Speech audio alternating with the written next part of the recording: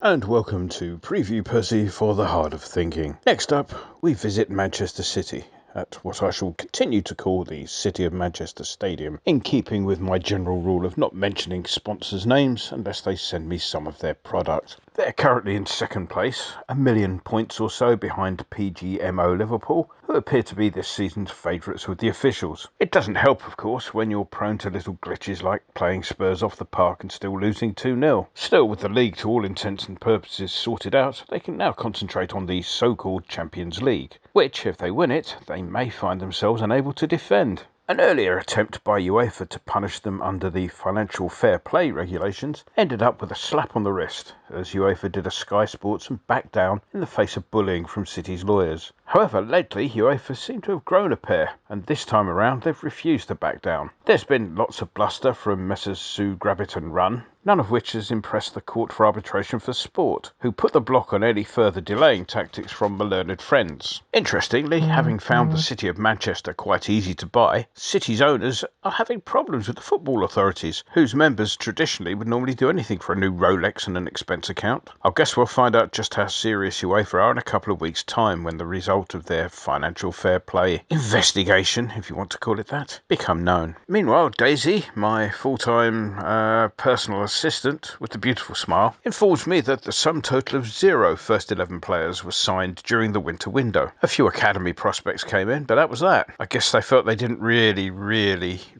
need to improve a squad. Well, when you've got a squad that's worth quite literally the value of an oil well or two, where are you going to improve? Of course, they have missed Aymeric Laporte. He did his meniscus in early on in the season. He made his comeback a few weeks back against Sheffield United, but he hasn't featured since, as they nurse him back to full fitness. He's rated as 50-50, but may possibly be given the extra week of the winter break to get him back on track. Last weekend, Raheem Sterling incurred the wrath of some by kicking Dele Alli up in the air, though that's something for which awards are normally granted. Under normal circumstances, one might plump for him as this week's danger man, given that he's not been that prolific of late. However, a tweaked hamstring will keep him out, so someone else will have to act as sequence busters for that one. Benjamin Mendy has also been hors de combat of late. He was considered for Spurs but wasn't risked, and, like Laporte, is rated at evens to be involved. Again, the fact that there is a week off may be a factor in the selection process here. Other absentees will include Leroy Sané, or Sane, if you prefer, with a knee injury, and Oleg Zinchenko,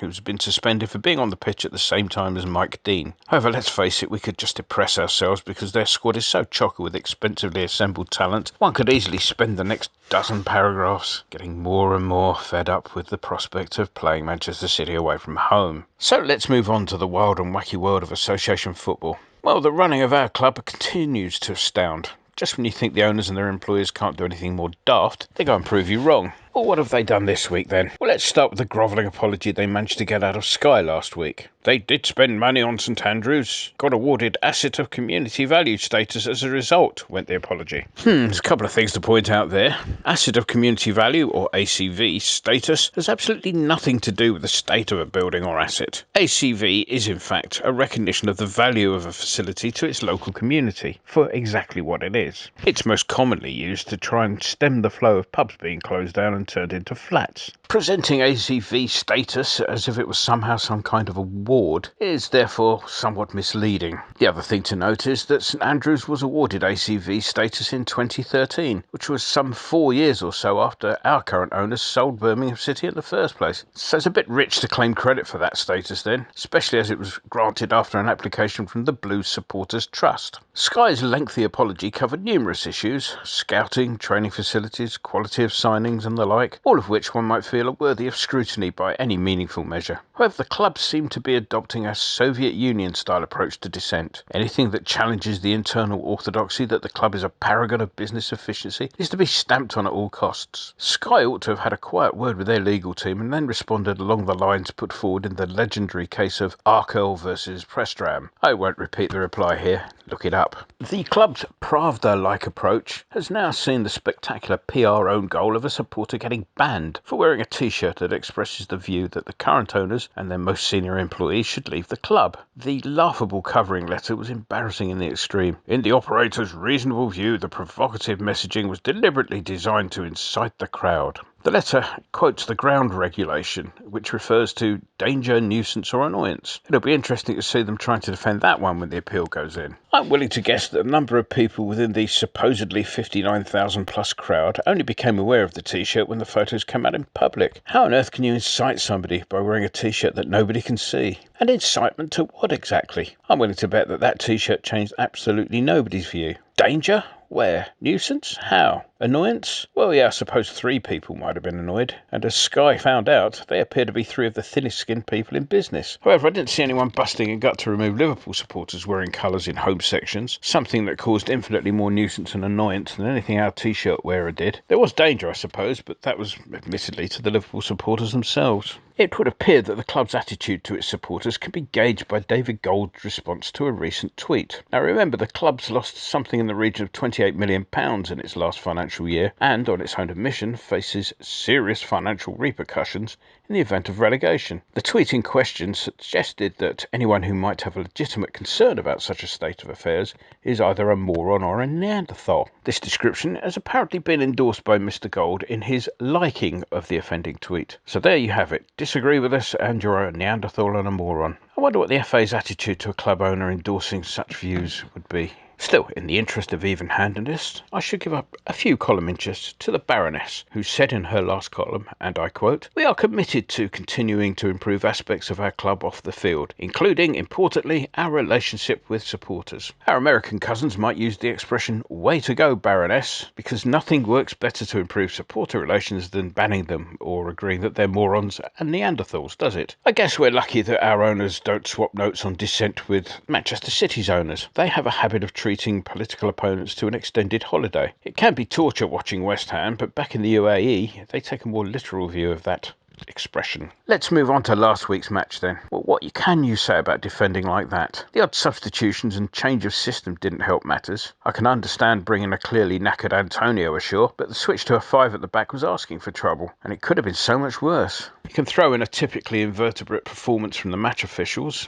Murray's tug on Fabianski for their first was mysteriously ignored by VAR, for example, into the mix, and you end up with a thoroughly unsatisfactory performance of the type that might well see a run on sales of GSB out t-shirts being bought by supporters in the hope of getting themselves banned.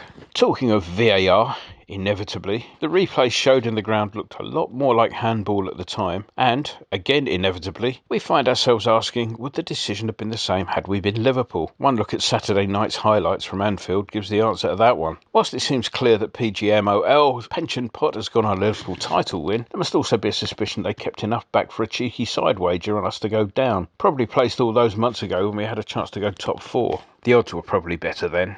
Let's move on to this week then. Well, we're down to 3 on the injury front, those being Yarmolenko and Anderson, both looking at the end of February for them, and, yet again, inevitably, Wilshere, for whom there is no return date. Souček, whose debut showed promise last week, will be available, and of course we also bid welcome to Jared Bowen, whose signing came too late for inclusion last weekend. We also say, of course, hello again to Kevin Nolan, who's just joined the coaching staff. Clearly he has something in the coaching stakes that Stuart Pearce doesn't have, because Pearce was definitely not vetoed by the board, it says here. Well, prediction time then. 3 words spring to mind: hiding to nothing. Whilst in the past we might have had a tiny iota of hope based on the odd habit we've had in the past of playing badly against nobody in particular, only to turn it on the following week against whoever was top of the league that time, I can't see that happening this time around. Our defending's been too abject in recent weeks for that. I hope to hell I'm wrong, but I fear another average result against them. Stick the £2.50 I was going to buy a GSB t-shirt with and put it on a 5-0 home win. Please, Mr. Winston. Enjoy the game, and remember you can see the whole Preview Percy experience online at kumb.com. Includes the legendary Preview Percy's poser, and that's about it really. Enjoy the game.